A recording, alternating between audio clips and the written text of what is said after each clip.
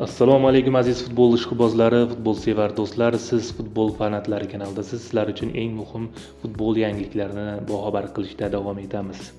U23 O'zbekiston olimpiya terma jamoamiz Saudiya Arabistonida bo'lib o'tayotgan Osiyo chempionatida guruh bosqichida birinchi tur o'yinlarini o'tkazib oldi.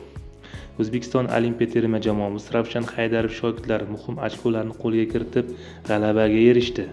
Bu g'alaba bilan butun O'zbekiston futbol fanatlarini kanalimiz nomidan tabriklayman. Jamoamizga esa kelgusi turda ham shunday ko'tarinki kayfiyatdagi ajoyib g'alabalar tilaymiz. Eslatib o'tamiz, O'zbekiston U23 terma jamoasi kelgusi tur bahsida Eron olimpiyachilariga qarshi maydonga tushadi. Ma'lumot uchun o'yin 3-2 hisobida yakuniga yetdi va O'zbekiston muhim bo'lgan g'alabani qo'lga kiritdi. Umid qilamizki, Eron bilan ham o'yinimiz biz kutgandek g'alabali bo'ladi. Kanalga obuna bo'ling, like bosishni unutmang. Omad siz va bizni aslo tark etmasin. Salomat bo'ling.